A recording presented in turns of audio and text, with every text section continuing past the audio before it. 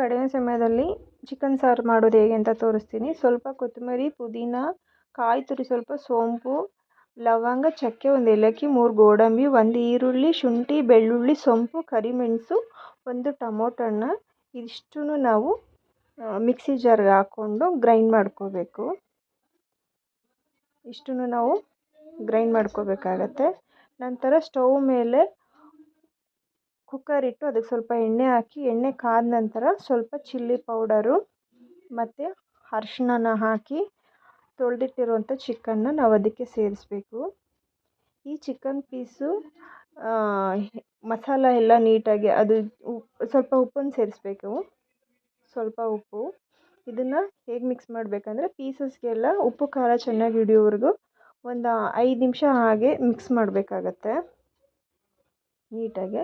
ಆ ಪೀಸಸ್ಗೆಲ್ಲ ಉಪ್ಪು ಖಾರ ಹಿಡಿಯೋವರೆಗೂ ನಾವು ಅದನ್ನು ನೀಟಾಗಿ ಮಿಕ್ಸ್ ಮಾಡಿ, ಜಾಸ್ತಿ ಹೊತ್ತೇನಿಲ್ಲ, ಒಂದು 5 ನಿಮಿಷ ಬಾಡಿಸ್ಕೋಬೇಕಾಗತ್ತೆ. ನಂತರ ಈಗ ಆ ಪೀಸಸ್ನೆಲ್ಲ ನಾವು ಆಗಿದೆ 5 ನಿಮಿಷ. ಈಗ ಆ ಪೀಸಸ್ನೆಲ್ಲ ನಾವು ಒಂದು ಬೌಲ್ಗೆ ಎತ್ತಿಟ್ಕೊತಾ ಇದ್ದೀವಿ. ನೋಡಿ, ಎಲ್ಲ ಪೀಸಸ್ಗೂ ಉಪ್ಪು ಖಾರ ಚೆನ್ನಾಗಿ ಹಿಡಿದಿದೆ. ಸೊ ಅದಕ್ಕೆ ನಾವೆಲ್ಲ ಪೀಸಸ್ನ ಎತ್ತಿಟ್ಕೋತಾ ಇದ್ದೀವಿ. ಈಗ ಎಲ್ಲ ಪೀಸ್ನ ತೆಗೆದ ನಂತರ ಅದೇ ಎಣ್ಣೆಗೆ ನಾವು 1 ಈರುಳ್ಳಿ ಕಟ್ ಮಾಡ್ಕೊಂಡಿರೋದು, ಸ್ವಲ್ಪ ಕರಿಬೇವನ್ನ ಹಾಕ್ತಾಯಿದ್ದೀವಿ. ಅದು ಸ್ವಲ್ಪ ಆನಿಯನ್ ಸ್ವಲ್ಪ ಸಾಫ್ಟ್ ಆಗೋವರೆಗೂ ಬಾಡಿಸ್ಕೊಂಡು ಅದಕ್ಕೆ ಆವಾಗಲೇ ರುಬ್ಬಿರೋವಂಥ ಎಲ್ಲ ಮಸಾಲೆ ಹಾಕಿ ರುಬ್ಬಿರೋವಂಥ ಮಸಾಲಾನ ಸೇರಿಸ್ತಾ ಇದ್ದೀವಿ. ಈ ಮಸಾಲದು ಹಸಿ ಸ್ಮೆಲ್ ಹೋಗೋವರೆಗೂ ನಾವು ನೀಟಾಗಿ ಬಾಡಿಸ್ಕೋಬೇಕು. ಯಾವ ರೀತಿ ಅಂದರೆ ಅದು ಮಸಾಲದಿಂದ ಆಯಿಲ್ ಬಿಡೋವರೆಗೂ ಈ ರೀತಿ ನಾವು ಬಾಡಿಸ್ಕೋಬೇಕು. ಈಗ ಈ ಮಸಾಲೆಗೆ 1 ಚಿಕ್ಕ ಸ್ಪೂನಲ್ಲಿ ಅರ್ಧ ಸ್ಪೂನು ಅರಿಶಿನ, 1 ಸ್ಪೂನು ಚಿಲ್ಲಿ ಪೌಡರು, ಹಾಗೆ ಸ್ವಲ್ಪ ಗರಂ ಮಸಾಲಾನ ಆ್ಯಡ್ ಮಾಡ್ತಾಯಿದ್ದೀನಿ.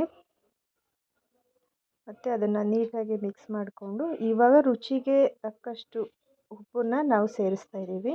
ಎಷ್ಟು ಬೇಕು ಅಷ್ಟು ಉಪ್ಪನ್ನು ಸೇರಿಸ್ತಾ ಇದ್ದೀವಿ. ಮತ್ತು 1 ಸ್ಪೂನು ಧನಿಯಾ ಪೌಡರ್ನ ಸೇರಿಸ್ತಾ ಇದ್ದೀವಿ.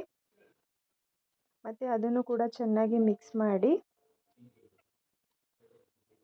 ನಾವು ಆವಾಗಲೇ ಎತ್ತಿಟ್ಟಿರೋವಂಥ ಚಿಕನ್ನ ನಾವು ಸೇರಿಸ್ತಾ ಇದ್ದೀವಿ. ಚೆನ್ನಾಗಿ ಮಿಕ್ಸ್ ಮಾಡಿ ಆ ಚಿಕನಿಗೆ ಎಷ್ಟು ನೀರು ಬೇಕೋ ಅಷ್ಟನ್ನು ನೀರನ್ನು ಸೇರಿಸ್ತಾ ಇದ್ದೀವಿ.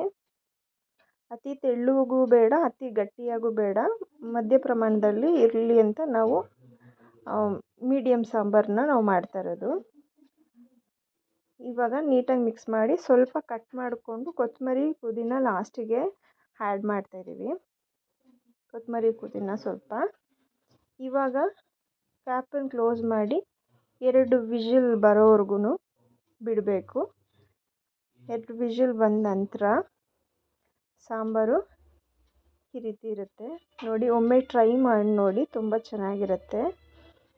ತುಂಬ ಈಸಿಯಾಗಿ ಕೂಡ ಮಾಡ್ಬೋದು. Thank you for watching.